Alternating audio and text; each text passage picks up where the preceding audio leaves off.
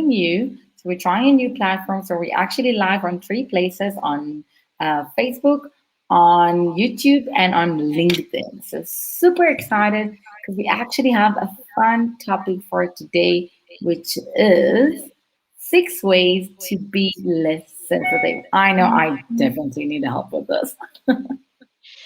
I think with this as well, what's so important is if you are in business, you need to get feedback. But there's a difference between getting feedback and it's constructive feedback to being oversensitive just because you are oversensitive. So sometimes it can actually work against us if we're too sensitive. I must admit, so if you guys are oversensitive like me, please write in the comments below. If you're the opposite on the scale, also let us know. I want to know how many of you are sensitive. I know I'm definitely. Yes. So you're Okay. gonna start with the So first one. the first one is about daily mindfulness.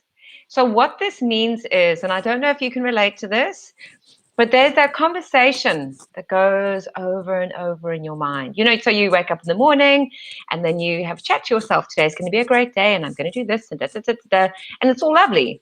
And as quickly as it can be good, it can be not so good. So being mindful is about being mindful of the information you feed yourself and the feedback you get from other people.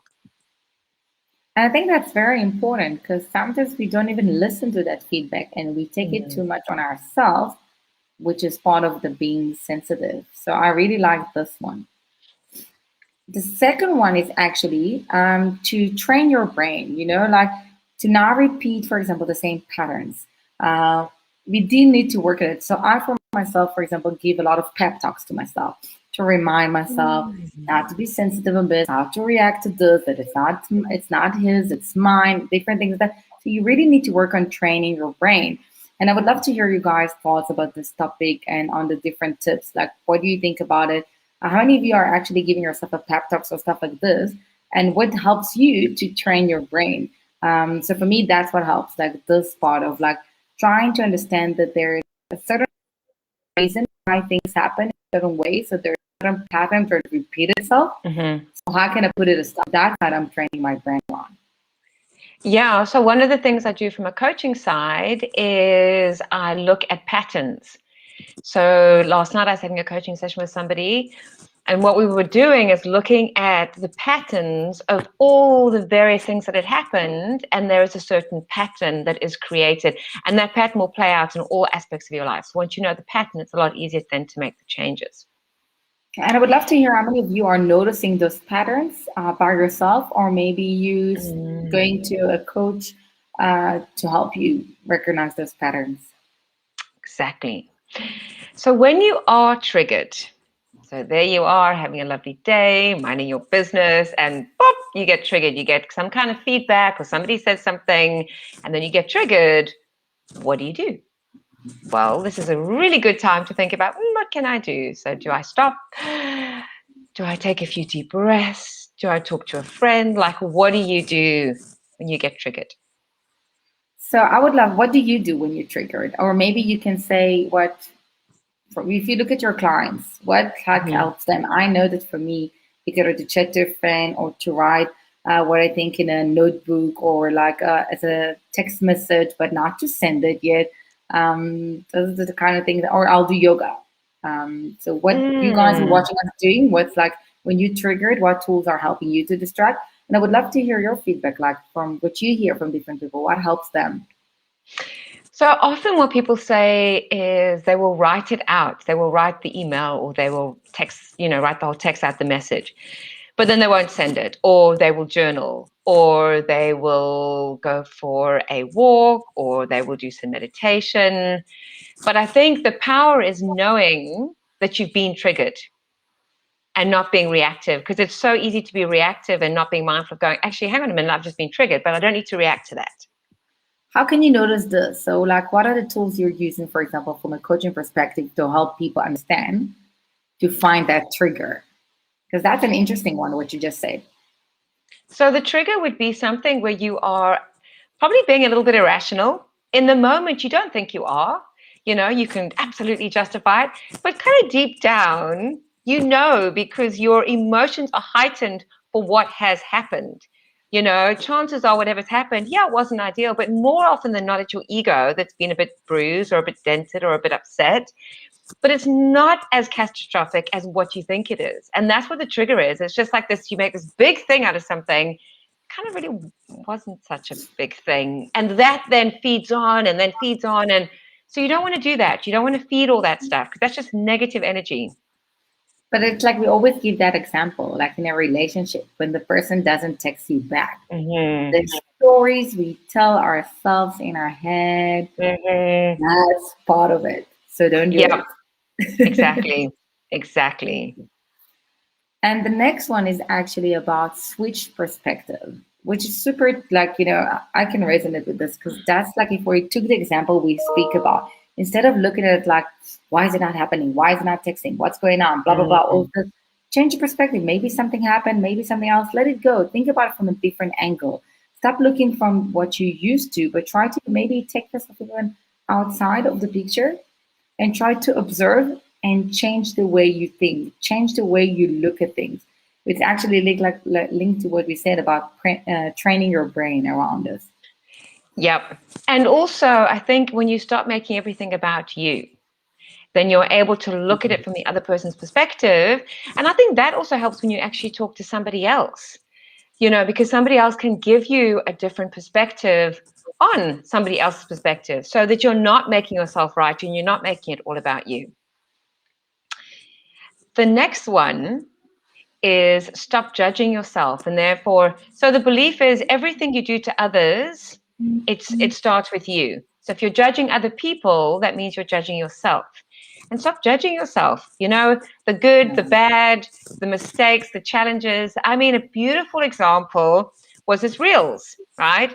So you educate me on the Reels. I was so excited. It took me a week or two to kind of get my ducks together. Anyway, I've now been playing with it a bit. Now I'm loving it.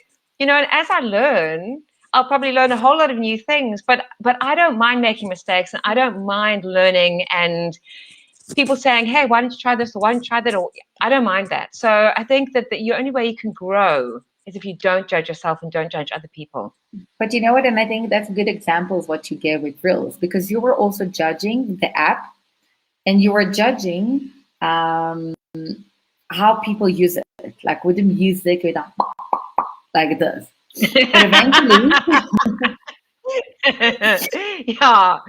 And I'll be one of those soon. What? I'll be doing that. Yeah.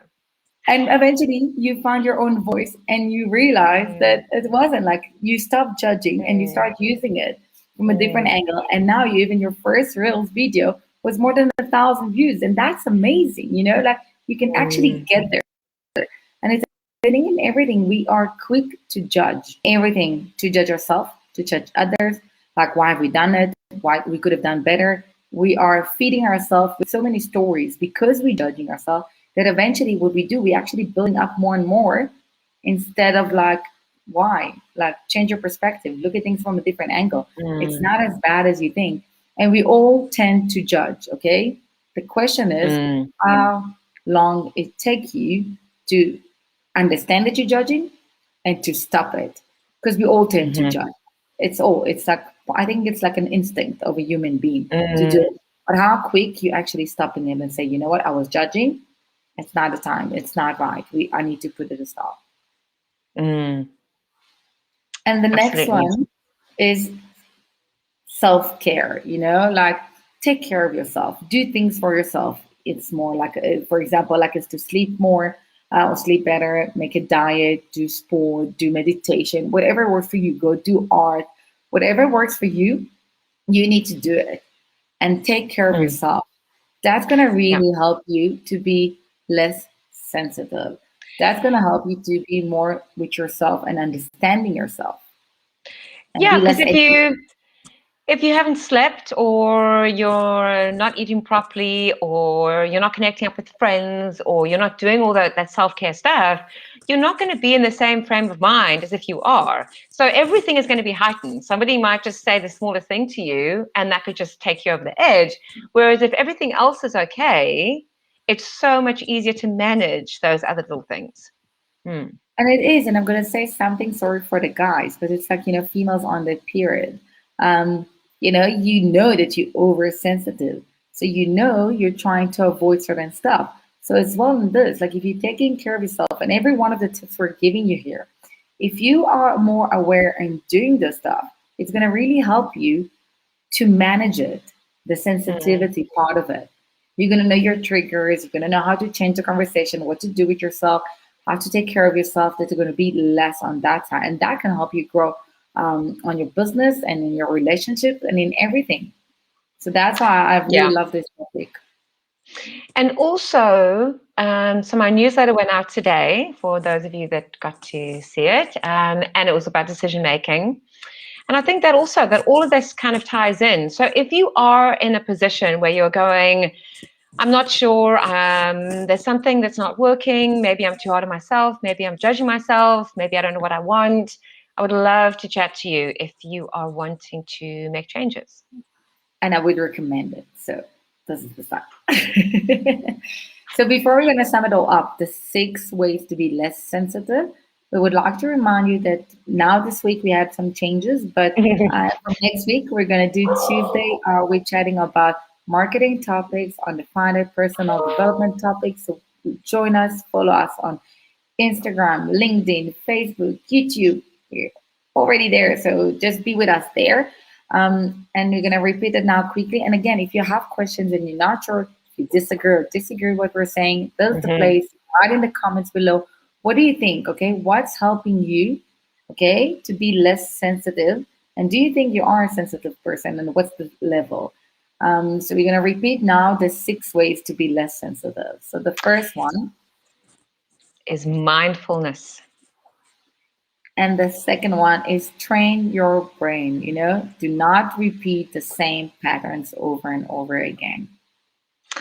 And the next one is when triggered, use tools to distract you. Yes. And if share with us the tools that help you, maybe we're going to learn something new that we're not aware. Maybe I can adopt something that helps you guys. And the next one is to switch perspective, look at things from a different angle. And stop judging yourself and stop judging everybody else. Yeah, no. And if you judge, stop very quickly, okay? Be Mm. aware for those. And the last one is self care. And I think it's a nice one to end it with because self care is super important in everything we do in life. If we're taking care of ourselves, if we're putting ourselves in the front, our life's going to be Mm. much better. If you take care of yourself, people can see it and you can actually impact them to make a change as well. And again, I would recommend you if you want to learn more about coaching on the personal development, Bridget, she's your person. You're more than welcome to follow us as well on Instagram. And let us know what's your feedback about this video. Was it helpful? Was it not? Mm. Which tips you're going to take with you? What are your takeaways? And yeah. And what are your challenges if you want to be vulnerable and open? So I admit it. I'm sensitive, but I'm really working on it. That's why I use my notebook a lot. And we're going to see you next week on Tuesday Yeah. for marketing topics. And yeah, so follow us and we'll see you then. Mm. Have a lovely weekend. Bye.